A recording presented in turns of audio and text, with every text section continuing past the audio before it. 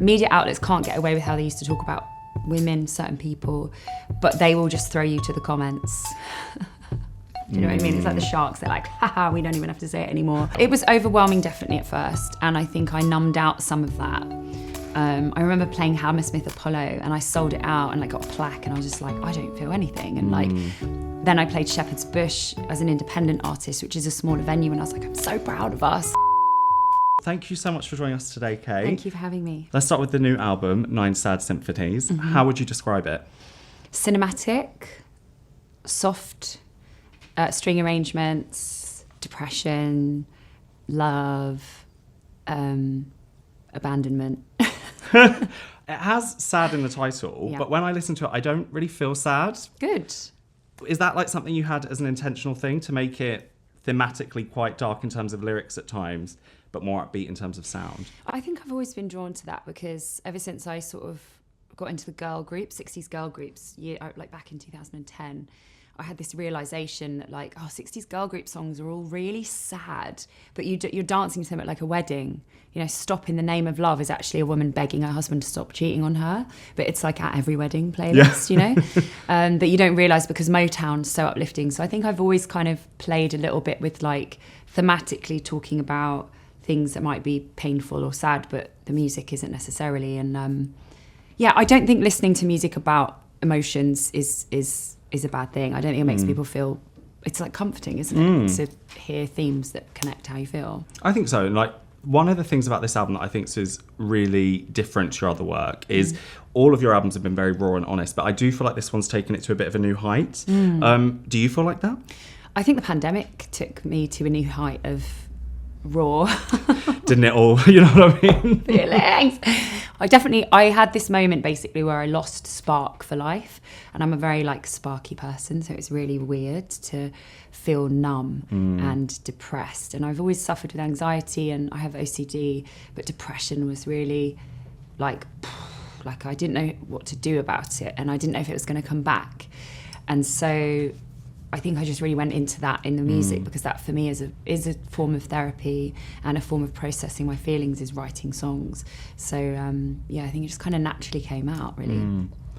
6 years between this and Yesterday Was Forever. That's a long time. And the whole world shifted beneath us, like you just mentioned, the pandemic. What was it like to put out an album again after so long? It is. I mean, I'm doing that now, and I think it's a lot of things. So 6 years kind of went quickly in a way because I finished touring in 2019. I started shooting Glow Season 4 in 2020. Then the pandemic happened. And then I was like independent, and I had this album, and I thought, you know, I want to figure out how to put this out right. So I just took the time to find the right team, and I'm really glad I did that. But it's so many things, putting out a record. I think putting out a record on a label again in London, I haven't done that for a long time, and it's been quite confronting. It's been difficult because of things that it's brought up from my past, but it's been a positive experience. It's not like bad things have happened and I'm like, oh, it's just literally, it kind of is a bit triggering being in the industry again. But it feels really exciting as well to be at the start of a new era of like, I've just signed a record deal, I'm working with Kill Rock Stars, I have a whole new team, and it feels like a beginning. Yeah, I completely get that. And what you just mentioned there with the industry, I think 2007 to now is a very, very different time. Long time ago now. Yeah, it's a very long time ago. And things that have changed, like for example, one of them is how the tabloids treat women in the industry. And it's still negative, I would say, but I do think it's come a long way. So on top of navigating that, you've had to navigate media. Does that feel different now, would you say? Yeah, so now how I would describe it is media outlets can't get away with how they used to talk about women, certain people, but they will just throw you to the comments. Do you know what I mean? It's like the sharks, they're like, haha, we don't even have to say it anymore. Like take a really unflattering photo of you and then be like, look at blah, blah, blah, and da, da, da, da, da. And the comments are like, oh my God, what a fat bitch. And like, I think people have disgraced themselves more than the media now because social media has made everybody so vocal all the time. And I think we've gotten to this sort of weird place with social media where everyone's behaving in a really, really adolescent way. I think this is going to be studied in history as like, wow, everyone was acting literally like teenagers, from our politicians to our musicians to just everyday people. We've engaged with a technology that has been sold to us on like it's going to connect us. We're more isolated than ever. We're going through a period of time that they've, you know, is on a record high of like isolation and people being lonely. But we have all this technology at our fingertips, but really people are just like, you know, ripping us of our data and making money of us, and then getting us to engage in conflict and fighting online so that we stay online more, and that actually makes them more money. And we kind of all know it, but we're still all participating. It's like, what are we doing? This is insane. And I think I think our relationship with social media will really drastically change in the next 5 to 10 years, because I think like governments will have to get involved, and they'll have the data to say, oh, this made everybody kind of crazy, so we're going to have to peel back on it, the way like cigarettes were like given to pregnant women, like go and smoke. Yeah. But in terms of like, there's been so much progress made. I think 2020 was a massive leap forward in lots of ways too, but we're obviously seeing like backlash with literally like nationalism and I don't know, like I think I do have hope though. I think that we're embarking on a period of like people wanting to start to change and, you know, move against that a bit. So hopefully we start to see some positive change. But I think we should all think before we type, because it's like now I try to approach any conflict. It's really hard. Like you become so reactive to something someone says. Like I posted something yesterday about trans people, and I was like, I know I'm going to get like, I know what it's going to happen, but I'm like, I don't care. Like I can't not do it because of that. But like some comments, someone was like, I'm afraid people think there's more than two genders. And I just said, you know what? Fear is a really good opportunity for growth. And I'm like, you don't actually have to fight. You can just sort of like think a little bit about something that maybe could invite someone in, because we're used to just being like blah blah blah blah, and I'm kind of bored of that style of communication. So I don't know, we all need to like get training to learn how to use these apps, or we need to stop using these apps and to stop trusting these like billionaire dudes who don't give a crap about us. You can swear, don't worry. Don't give a about us, and are just getting richer off of our own like arguing, and it's not helping anyone. So anyway, that's what I think. Well, I think something that's always been in your music is what you've basically just been describing. You've always had social commentary. You've never been afraid, I feel, to kind of say or comment on what's going on around us. And I do think that's prevalent on this album as well. For example, on Millions of Heartbeats, you have the lyric about, the right-wing media supporting the the media scum. Yeah, the far-right scum. The media supports the far-right scum, yeah. When you write music, and with this era, did you kind of find the social and political climate we're in impossible to ignore? I think it's impossible for anyone to ignore. I still think I come from writing from a place of emotion. I don't necessarily set out to write political songs, although I have written a few songs recently that are a bit more specifically political. What I'm trying to do now, because I've been using social media for a long time, I'm 37 and I started on MySpace, and I've seen the landscape change, and I've looked at my own behaviour online and I'm like questioning a lot of it.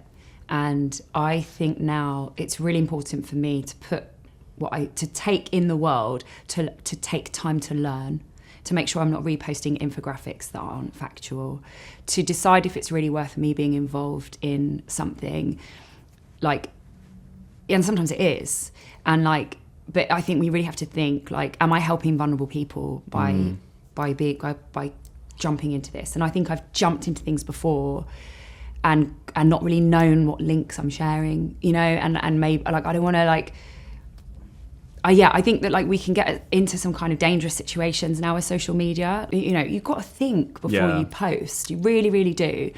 And so for me, I'm trying to go through a period of like learning, growth, taking things in, thinking before I type, and then like where I speak now, I want it to be in my work, because I think there's a lot of presenting online about what you care about, but it doesn't necessarily, like, we can't value presentation more than reality and action and a person. And I think we're getting a bit to a weird, murky thing, whereas like someone can be performative and like that's really important. But like performance doesn't, like, it's not activism. And activism is quite boring. It's like laborious, it's like long, it's slow. People that are activists are working behind the scenes for years trying to get an inch like that. And no one knows, and no one like celebrates that, you know, and everyone's like posting links every day. And then it'll be like, here's a picture of like a dead child, and then here's my selfie. And I'm like, what are you doing? Like, this is really deranged. Like, sorry, I just find it really actually crass to center yourself in people in really, really vulnerable situations.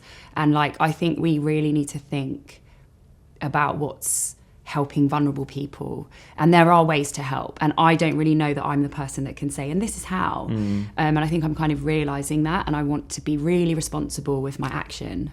I hear that, and I think, is that something that you've translated into your music as well? Like maybe over the sort of 20 or so years that you've been releasing albums, do you feel like you're a lot more conscious now of the message you're putting out, or are you still kind of like, no, actually, I'm just going to write what I'm feeling and release what came? It's a bit of both, really, because I think I've evolved as a person. You know, there's lyrics I wouldn't write now because I think, like, you know, there's certain things that were normal for me at school about how we thought about relationships and boys and girls and sex, and I think, like, I've sort of been, over the years, undone a little bit of my conditioning about what, you know, like the experience of being a woman and being a girl. It's very different because you have to undo a lot of work that, like, I mean, you have to undo a lot of things that have been projected onto you in ways that you feel that are like actually like, oh, I'm being affected by the outside world. Does that make sense? It does. So I think I'm just a bit more conscious now in my whole life. And I want to become more and more, you know. So I think I definitely, there's instinct and emotional, but there is more thought, and there is also like work I've naturally done. So I think my perspective has shifted a bit. Well, I think what you described is very prevalent in gay world as well, and like the gay community, where we have to unlearn stuff that has been put onto us from a young age, like homophobia and stuff. Like there's certain things you can't do, like sport, for example, when actually, I can't. You know what I mean? Yeah. So I think it's that kind of thing that you're touching on, and I understand. And even things that you might think about yourself or think 100%. about other people and like judge people, and you're like, you know, it's like... It's like retraining your own thought. Yeah, you've got to retrain, Yeah, and I think it's... Yeah, I totally hear you and I understand that. And I think the climate that we're living in now is so similar but also so different. And I know we kind of touched on that with media. But just in terms of you now, obviously, you've gone from being on a major label to then being unsigned and now being signed again. Yeah. How has that kind of wave been for you? Because now you're back with the labels. That's such an opposite end. It is a crazy journey because now, I thought Girl Talk would be funded by my label and it wasn't. And then, you know... I'm also 37. I started when I was 17. It's like that's a long time. And like what was the question? Well, I guess about 20 years of like but my let's journey. Maybe re-ask. How do you feel now versus how you remember feeling then about releasing music? It's hard to even put into words. I was so young. I had never done it. I remember my goal was like, I want to play a festival. Like how, you know. And then I had a #1 record and toured the world for like 2 years and I was exhausted and I was so young and I was an employer and I'm like, I didn't know how to be an employer at 17. I didn't know what I was really signing, you know, my contract that like I'm still basically in now where Universal still earns 80% of my first 2 records. That's crazy. Like I didn't really know how to kind of handle like money and it's just so much learning of like firing people. I fired hundreds of people. I can give you advice on how to fire people. I'm very good at it, very experienced. I'll keep that in mind. I've like worked really hard to build team members around me that are trustworthy, that are professional. And that is actually quite difficult to find in the music business in general. So part of that is also luck. It's taken me like so long to find a decent manager. But I feel my team's in such a great place now. And that's years of like learning the hard way, being really ripped off, screwed over, like having no one to turn to because we've no HR department and the people that rip you off in music are your most trusted people.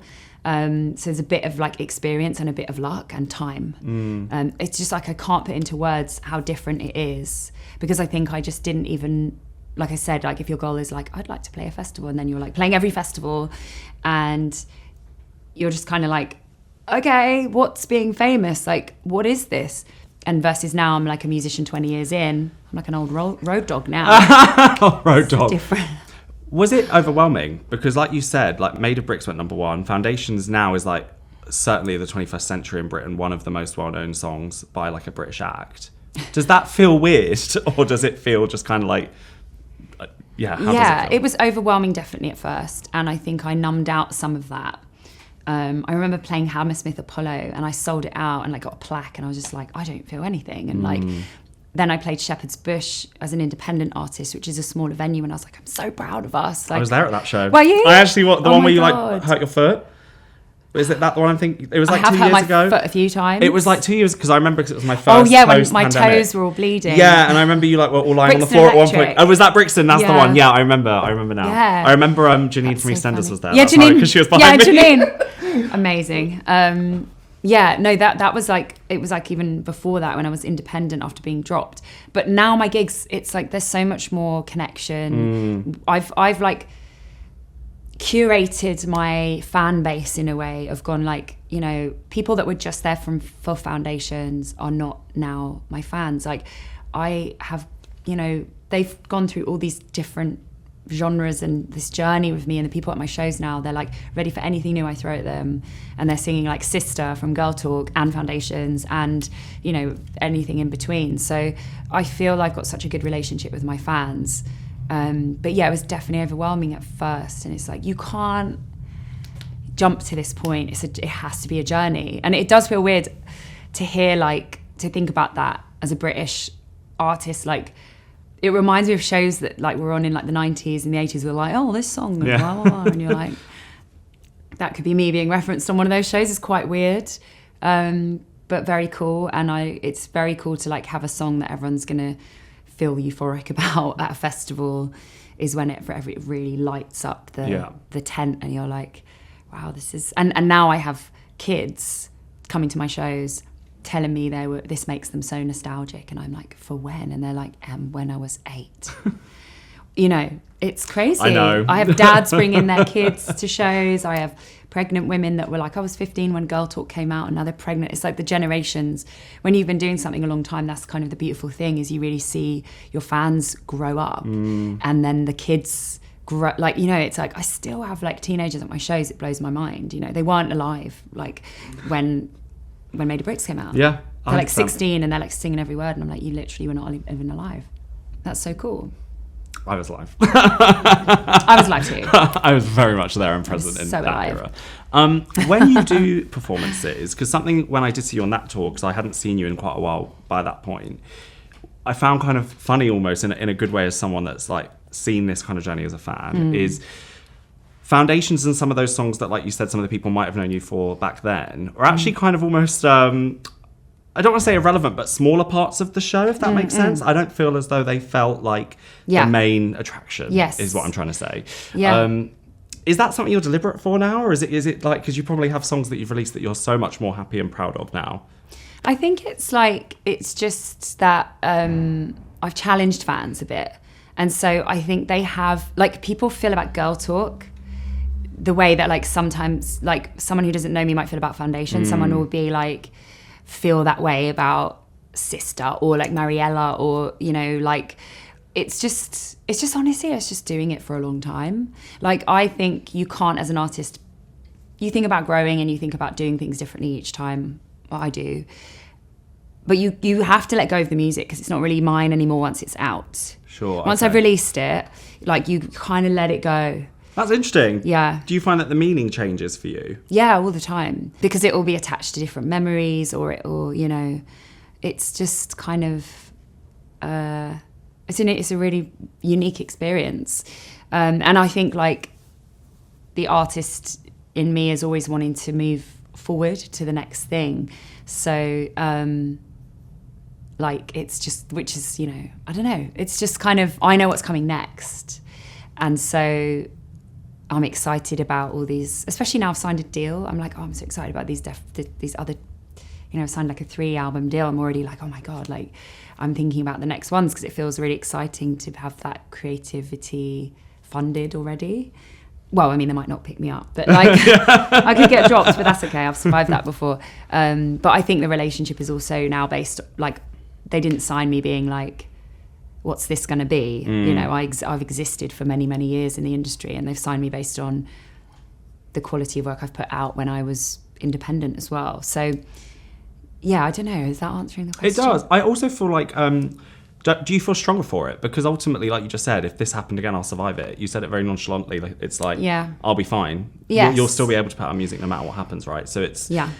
Does that feel stronger for you? Do you feel like you've reached a point of like peace almost? It's not quite peace, because I think I'm being confronted with a lot of my past at the moment, but I am in therapy.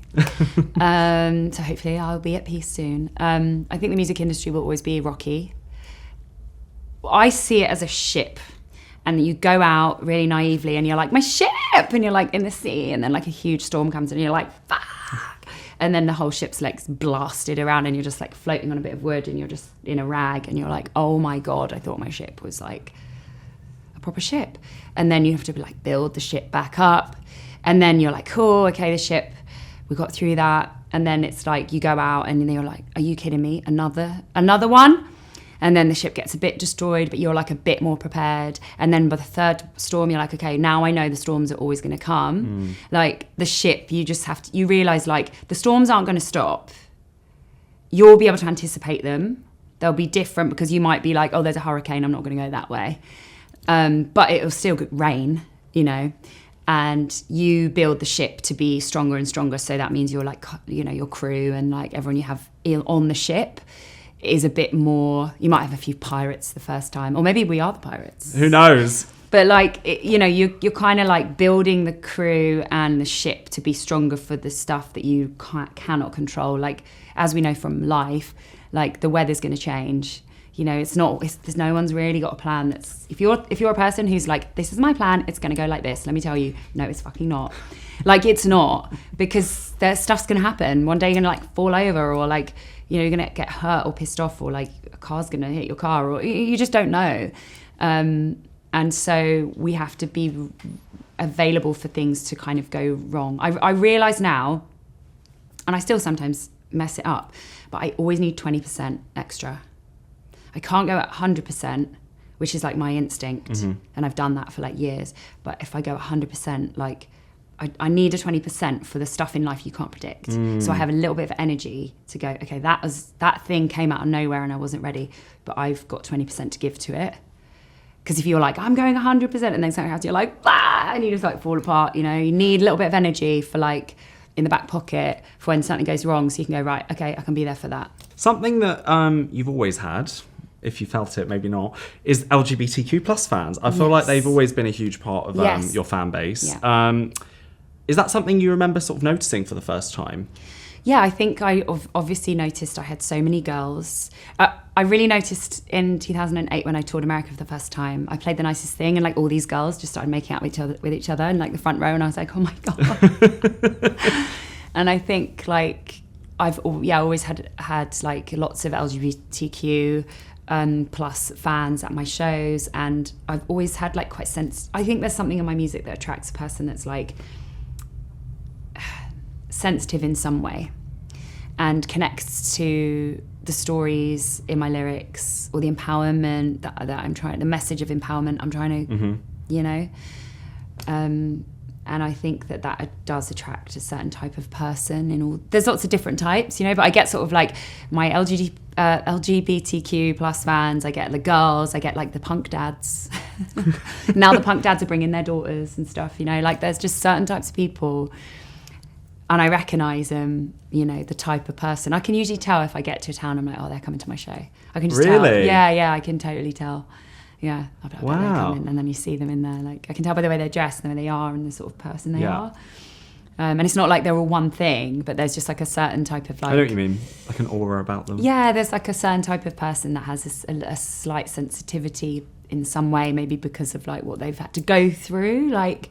That's coming to my show. Well, music is like, you know, not to feel like, you know, deep about it, but music is a very uniting experience. Yeah, a bit late for that now. Gone off the deep end. But I do feel like, certainly speaking as someone who is LGBT, like it is a very unifying experience, music. And like I remember when I was in school, like all of us would like certain things. And by all of us, I mean me and the one other, like, you know, the gang. All of us, the two people. But I do think it is like that, and I still feel that way as an adult. Yeah, because music's empowering. Like, it is. Even if it's like not an emotional song, it's just like, if it's uplifting, it's fun. It's like, it's our identity, isn't it, music? Totally. So.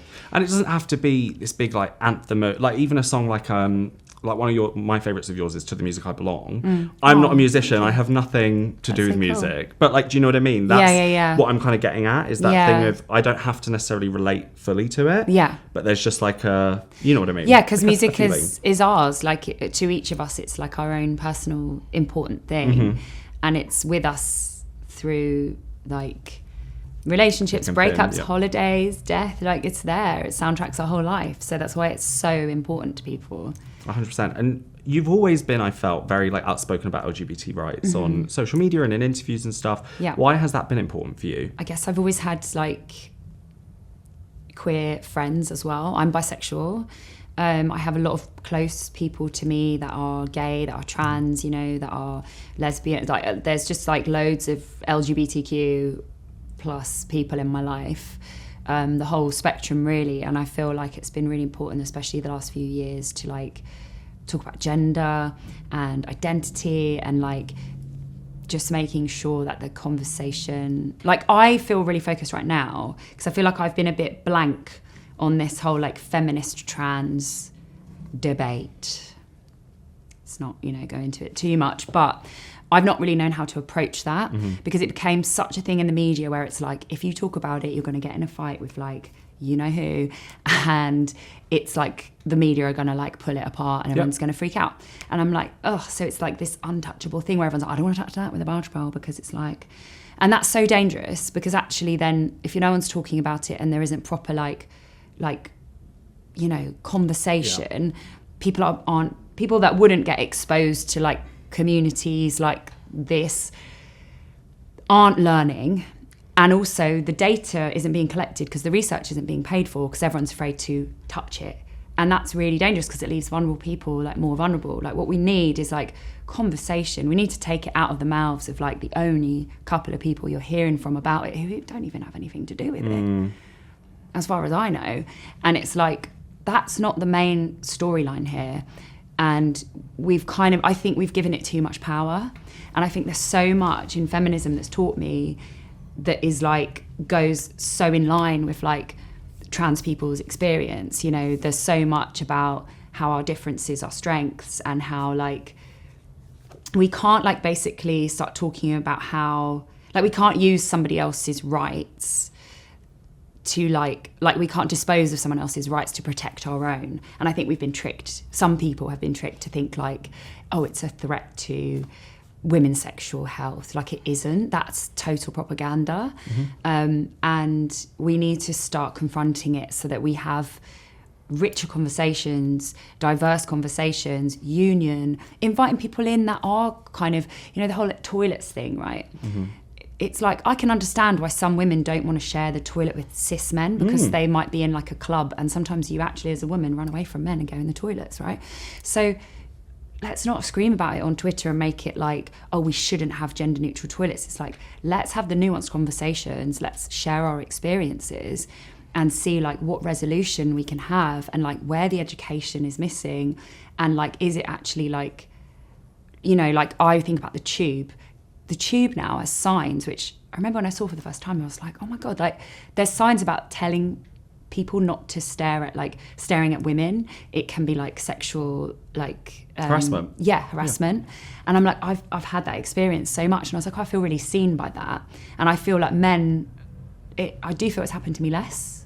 It's happened to me sometimes, but do you know what I mean? I think there's education across the spectrum where we need to invite everybody in, like men, women that are scared of sharing. Like, we also need to like really consider the trans experience and like, and take it fucking seriously and make spaces inclusive and progress with the culture needs to progress. And like, we do share lots of spaces naturally anyway where we feel safe, right?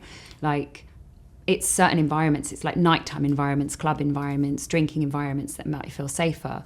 But then how do I, as someone who works in some of those environments, think about all my fans and go, how do we make everybody safe here? I just think there's like so much more depth to it, and like crappy headlines and fucking arguments from people that don't even know trans people. And I like, it's like, what are you doing? Like, you're just being, it's just so frustrating. It's so damaging, and it actually leaves trans people so vulnerable. Like, so we all need to, like, I think like women and feminists who need to start going, I'm not afraid to talk about this now, because it's become really, really a threat. Like in America, trans people's rights are being like rolled back in really big ways, really big, scary ways. Like, and we don't want that to happen here, like in the same way it is going in the States. And like, if we're not careful, you know, just like, we need to get involved, because otherwise the media are like running it with like, oh, politician, what do you think here? So that we can sell papers. No, you're harming people. You're harming people. So I think like anyone who's nervous to talk about it, get involved, because they're running the space now, and it's really hurting like trans people and the trans community. So I would say, I think also like when you think of like Roe v. Wade in the US, when that got overturned, it's like that's this road, that's where that leads, and it doesn't end there. So when we have these like silly conversations that aren't based in anything real, you're actually just pushing everyone closer to that, and that will affect you in a much bigger way than this will. I hear you. I do. Do you want to do some quick fire questions? Some fun ones. Okay. So let's talk about the new album. First song you wrote for the album? Horsey. Yeah, I remember I had these blue velvet curtains in my bedroom, and I just felt like they like were looking at me. I felt like they saw me at my worst, and they were just like such a presence in the room that I was like, oh, I'm being judged by my curtains have seen everything. That's actually a really good point, because my curtains have seen a lot too. Okay. What was the last song you wrote for the album? It could have been Abandoned or My Bile. Those two, I think, were the last two. Yeah. Was there a song you weren't sure about including on the final project? No. Right. Love that. Sure of myself. Deal with it. Do you have a favourite song on the album? I really love Space Odyssey 2001, because it's a love song, and it's like exactly the story of like what happened going on this accidental date, and I love the string arrangement. It's so, so beautiful. So it's like, yeah, it's nice to have a love song that I can sing that actually like didn't end in like a horrible breakup. The next question is inspired by a certain lyric on Horsey. Okay. Where you sing about, and very relatable, crying in the car park of a Home Depot. Yes, I have. Mine was Target, but you know, same difference. What's the weirdest location you've written a song in? I was going to say cried in. Both work. One of the weirdest ones was a dressing room. I was in Germany. I hate seagulls, and I was like, oh, I've got the idea for the song. And it was coming out, and then like my tour manager at the time, who was kind of annoying, was trying to come in, and I like put loads of barriers against the door, because they were like bringing like a press person in to do an interview with them, and I was like, no, the song is coming, and they were like trying to force me to do it, and I just like locked everybody out and wrote the song. And then another one was Birds. I wrote in the car, I think. I wrote in the car when I had a broken foot, and my family took me out to like for a day out because I was bored at home, but I just sat in the boot of the car and like wrote songs in a car park. And Space Odyssey 2001 was in a cabin in Idlewild, and me and my guitarist Boom we were like, let's just go somewhere different and try and like see if it inspires a song. And we were just there like all day, like basically nothing happened until like midnight. And then we recorded the demo in the toilet of the cabin.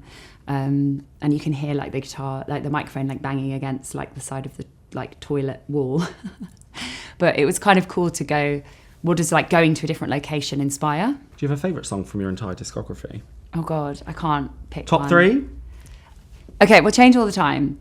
But let's say Space Odyssey 2001. Oh my God. I think Mariella's up there because of how much, when you play that, like people go crazy. Like I think there's something to really identify within it. And I really like Always Shining as well from my fourth record. So yeah, maybe, but it will change all the time. Do you have a favourite to perform? I really love performing Waste Man.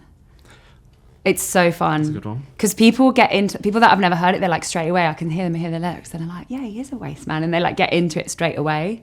So it's like a fun one to see people like, you know, you can tell who's kind of dating a waste man.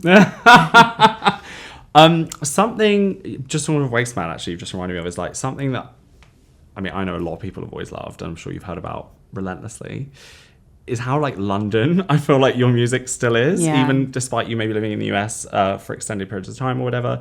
Certainly someone from London, like songs like Waste Man, I'm seen. Yeah. Right? Okay, like there's a few of them. Is that something that you just inherently comes out and you can't really shake? I think so. I think I've just stayed really connected to that as a writer. You know, I definitely did the songwriter thing in LA and I hated it. I found it so soul destroying. I can't escape myself. It's kind of like sometimes that's a good thing, sometimes that's a really bad thing. But I think for my songwriting, it's good because I'm like, identity in music is really important, I think. And with this album, is there one thing that you hope people take away from it if they listen to it? I think, yeah, I guess like knowing that I suppose you can have all these feelings at the same time. Like you can be depressed, but you can be in love, you know, and then you can also like reflect back on things. Like Abandoned, I feel like was this song where I was like, oh, I could never have written this when I was actually in the moment of like feeling like someone abandoned me. But now that I'm over it, I can look back and be like, you abandoned me. And I can see how much that affected me. And I just kind of need to get that off my chest. So I don't know, like I just think, I don't know what I want people to feel really. Just comfort, I suppose. Like I think it's always nice to think their own music is comfort. And one of the last questions that I was actually going to ask you earlier, but it's just come back to me, Okay. is Glow was so beloved in like the sapphic scene. And as we've discussed, you've got a lot of lesbian fans and probably bi women, queer women. If it were to come back, would you sign up? Are you joking me? It's like I would just be like, I'll leave this room right now. Sorry, I have to do Glow. Bye. There are a lot of people that wish you were leaving film Glow I right wish now. I was. I would just walk to the airport and I'd be like, bye. I love Glow so much, I'll do anything for Glow. They should bring it back. It's ridiculous. It's ridiculous. It's a shame because like the final season was right there. So the final season was written, we were shooting it got cancelled. I just heard a rumour that Netflix held on to us for 5 years. Other networks wanted to buy Glow when we got cancelled and they said, no, we're holding them for 5 years. They haven't done anything with us and next year is 5 years. So if anyone's out there from a network, just buy Glow and finish it, for God's sake. You're holding on, there's like a cult classic. Like that's, I think like there's a lot of, Netflix made a lot of shows, but like quality shows are long-standing and are kind of that's an important thing. Yeah. And then looking to the future, something across your albums, you've done so many different sounds, punk, pop, alt, rock. What can we maybe expect, or what can you tell us at least about what's coming? I know exactly what's coming and I can't tell you. Will we have to wait 6 years? No, you won't have to wait 6 years, but I'll tell you it's really, really good. And it's really different, and you won't be expecting it. Okay. Hope Thank that you. you enjoy it. Thank you. Thank If it's you. so nice to talk to you. You too. And thanks for taking the time.